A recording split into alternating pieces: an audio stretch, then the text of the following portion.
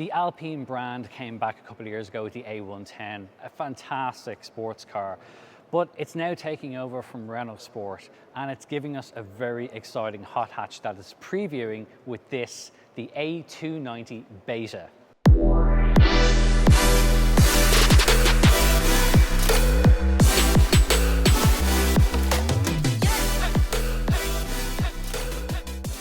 Now, it's based on the same platform as the electric Renault 5 that's going to come out later this year, but it's got an awful lot of specific Alpine touches. Probably the most significant of those is the fact that it has a central driving position. Now, okay, it's not going to make it to the production car, but this gives you an idea of just how sporty and how performance orientated Alpine has become. At the front, you've got this very traditional signature 4-light display that we see on the A110 and all other previous Alpines, and that's going to be a real signature of the brand going forward. Really, it's about the detail in this car. You've got forged carbon bodywork. All of the aero on this car has been co-developed with Alpine's Formula One team. This isn't just a snazzy marketing tie-up. They really are working together with the Formula One team to improve and develop their cars. There's also some pretty neat touches. If you look in here on the blue light, you'll even see the names of the two drivers of the Alpine Formula One team. It's one of the many little Easter eggs that are dotted throughout this car. One of the other cool features of this show car is this really snazzy and impressive looking windscreen. It comes all the way down and it highlights that central driving position. You've got scoops here along the top, and you've got this line that runs all the way through the car. Inside, we'll show you in a moment just exactly how much detail there is, but I want to show you around the back of the car because there's even more aero at work here. Air can be channeled in through here and outwards, and same around the rear lights. And again, this is something that Alpine's designers are saying isn't just purely for the show car. Some of this aero is going to make it into the final production car. What probably won't make it are these exhaust fan-like things. These are a bit of an in-joke at Alpine, linked to the boss of Renault, Luca De Meo, who thought it would be pretty cool, like something from a video game. So they put it onto the show car. Don't worry, it's not going to have this on it. But I also want to explain for a moment about the name, A290 Beta. The Beta means that this is basically a test car, it's a prototype. The A, all Alpine models will start with it, but the 290 will signify 2 being this is the small size car, and a 90 being this is what they call a lifestyle car or a production car or passenger car. Other race cars or sports cars will have the 10, so the way we have an A110, this is an A290. And that model structure will be how all future Alpine models will be designated, so you'll be able to work out exactly what it is. Sitting inside here, I won't show you how difficult it was to climb in, but it does require a little bit of effort. But this central driving position is absolutely fantastic. The vision outside is just incredible, and the way that windscreen is shaped and the way this dashboard is all shaped just looks and feels incredible. The central driving position, I kind of feel like I'm in a baby budget McLaren F1. You've got 2 carbon fiber seats on either side, so you could take 2 of your friends which you want to drive. And you've got this really amazing light sequence that comes all the way around. You've got the red light that runs all the way down the center, and this blue one that runs around. You've got up front here, you've got various toggle switches and buttons for demo modes and starting sequence, and your lights are all up here. And then you've got a very simple steering wheel, including this OV button. It's the overtake button, which is something that they've kind of taken from Formula One, having a kind of push to pass button or like a DRS thing. So in the production car, when you hit the OV button, it will give you a sudden boost of power for up to 10 seconds at a time for doing overtakes or powering out of a corner. So these are some of the elements that will trickle through into the production version of the A290 when it goes on sale. Another pretty interesting fact about this is, unlike some concept cars that are just really a mock-up to show what a car looks like, this is made on a bespoke, fully functioning platform, meaning it can drive, and not just at 10 miles an hour. This thing can drive fast, and it's one of the reasons why they created this car in the first place. They didn't just want to create a car that looked good, they wanted to create a car that its designers and engineers could drive ahead of getting their teeth sunk into the full production car. Now, to get a little bit of a deeper understanding of this very impressive show car, I'm joined by Anthony Villain, who's the VP of Design at Alpine. Anthony, talk us through some of the little details that maybe people won't necessarily see first time out when they see this car. I noticed there's like a little dog in the back window. Yeah, there are quite a lot of Easter eggs here and there. It's pretty fun. It's always like that with the designers. I'm sure I don't even know all the details, to be honest. I'm sure there are still some of them hidden. But yeah, we love to tell little stories thanks to these Easter eggs or these little details. But there is one, when you don't notice, of course, there is this dramatic dashboard for the driver. But you see here aluminum parts, and that's a detail, but that's just the atomic mass of the aluminum.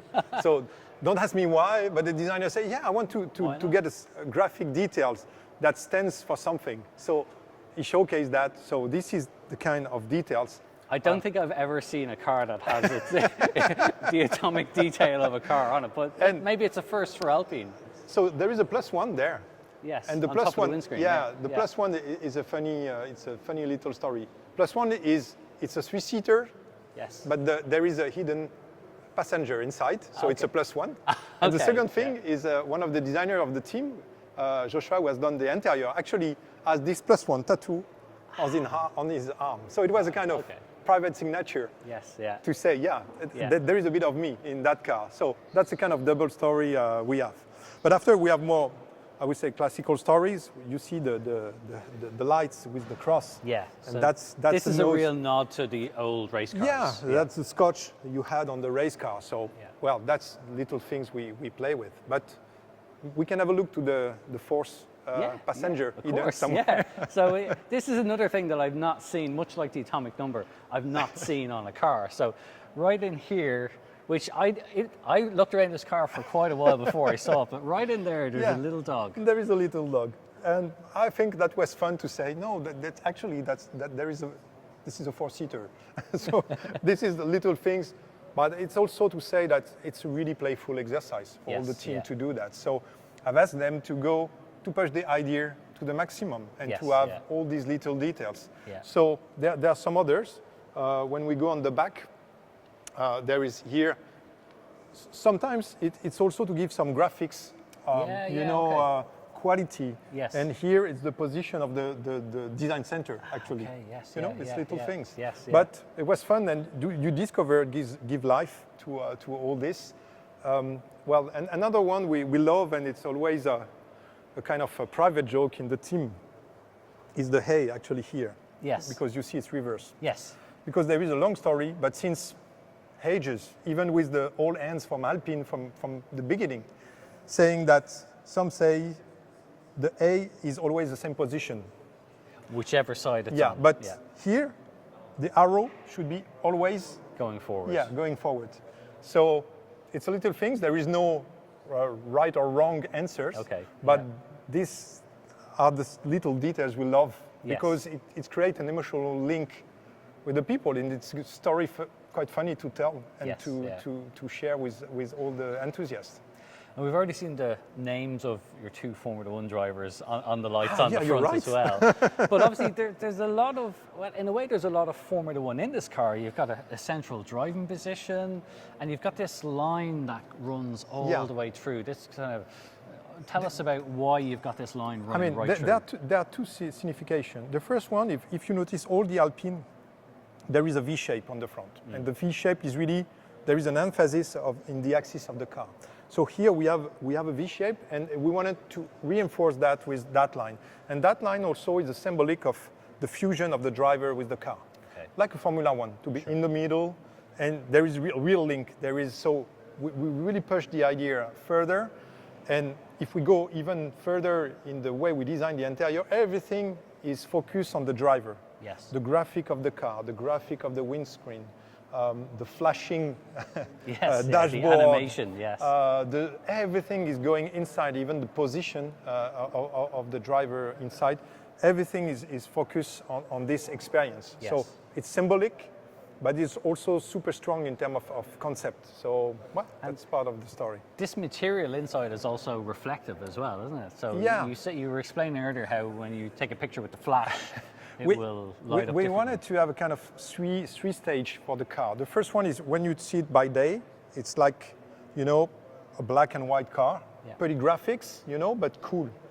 During the night, you're starting to have all these blue and magenta lines that gives kind of, that pop out from the black and white and give another, that's the second layer. And the third one was like taking a picture and you have the surprise to create an extra layer, which is the luminescent dashboard seats and steering wheel. And you can have something that looks almost like a digital image if you take a picture. Yes, yeah. Well, it's all the inspiration from the urban culture somewhere that it wanted to merge with our racing spirits.